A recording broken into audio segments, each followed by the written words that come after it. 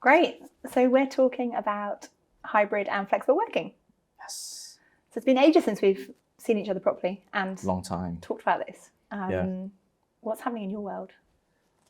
I think at Fraser Jones in Asia, a lot has happened. And if we talk about like remote working and hybrid working, because Asia Pacific is so huge, you have different countries and different countries is practicing different things. Yeah. But then if you flip on the flip side, if you look at Hong Kong or Singapore, it's so much different because Hong Kong and Singapore being metropolitan cities, people are so used to doing 3 days or 4 days. Are you seeing it as a reason for people leaving or not? Not so common. People don't openly talk about it, especially HR professionals. Yeah, they still think that that's quite a taboo to talk about it as one of their main reasons for leaving. But I'm pretty sure, I'm certain that it will be one of the main factors. Yeah. Okay. Yeah.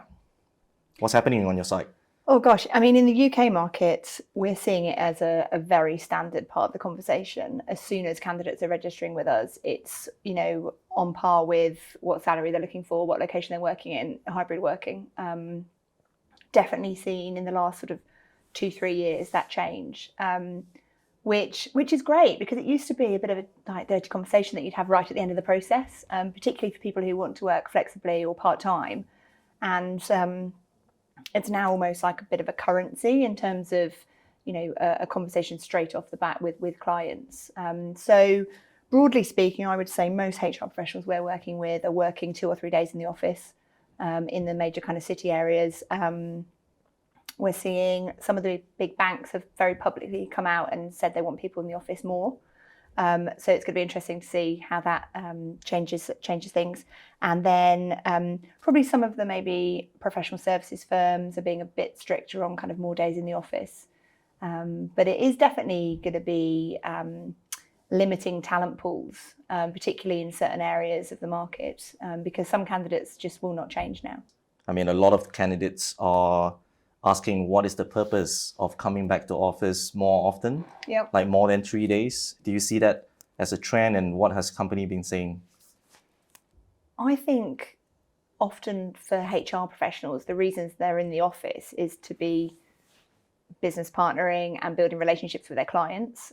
So I suppose really HR as a specialism is kind of led by the rest of the business, isn't it? So, that's why, for example, in law firms, we're seeing partners who are client facing will be in the office 4 or 5 days a week, and then they're then expecting their HR business partners or their partnering HR professionals, whatever level they are, being around more. And we're definitely seeing, I think, I hire predominantly at the CPO level. Most people I'm working with, particularly within the first 6 to 12 months of a role, are in the office more. But by choice, and I suppose that's the differentiator, isn't it? Because I think that when we talk about hybrid working, that's different to the flexible working. And I think if people still have the flexibility to choose when they work and how they work, then that kind of ticks a lot of boxes as well. I think in my conversations with your CPOs and your regional head of HRs in Asia Pacific, they feel like it's an obligation, it's their duty to be back in the office and be seen by the employees and also by the business leaders, that they're there for, the workforce, the people. Yeah.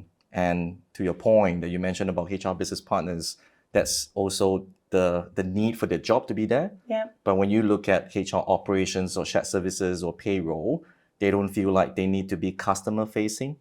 So maybe the requirement to be back in the office may not be as high of a need as compared to your business partners. Yeah. Yeah, that's interesting. And that could lead to almost a bit of a 2-tier kind of HR structure. Yeah. And in our conversations with clients, whether it's a business leaders looking to hire HR or chief HR officers looking to hire HR into their team, one question that we commonly ask them if they practice more than 3 days working in the office is, what is the reason for having employees back into the office more than 3 days a week? And more often than not, they struggle. Yeah. They struggle to answer that question. To ask. Yes, because they need to find that EVP again why they need people to be back in the office, to make sure it's convincing enough, more for retention and also attraction. Yeah. Okay. Yeah, I haven't thought about it like that. That's interesting. So I wonder sometimes whether, particularly with companies demanding more diversity and looking at more diverse talent, whether actually someone's ability to get into the office and actually be more visible in real life could actually become a bit of a currency for when they're looking for work in a positive and a negative way. Because actually what we're saying is, we're a company, hiring talent, and we will accept people who want to work flexibly or part-time. But if that person can't get into the office 4 days a week or 5 days a week, they won't get the job. So it might become a list of requirements from clients. We haven't got that yet in the UK, but it might be, they need to speak this language, they need to use these IT skills, they need to be in the office this many days a week. That will be interesting to see if that happens. I think that's a good point. In Asia, for example, in Hong Kong or Singapore, because it's so easy to commute to office, people don't really find that as a problem. One of the negative impacts of the flexible working is that people are working longer hours from home. And actually, the amount of HR professionals I'm speaking to who are working crazy hours because they can just get up, log on. Yes, they might take the kids to school, take the dog for a walk, whatever, but then they're logging on in the evenings. And I think that, in the last few years, their stock as a profession has risen, which is great. And they've obviously been there supporting the businesses through, the volatile sort of markets we've been in, but actually sort of to what impacts in terms of they're now working harder than ever. So there's kind of a price to pay, I suppose. So in the UK market, we're seeing no signs of things changing, and feel that we have really got to embrace and get used to how we work in a hybrid manner. I mean, looking ahead in Asia, I feel like companies are trying to push for more employees to be back in the office. I mean, a lot of companies are doing 3 days right now.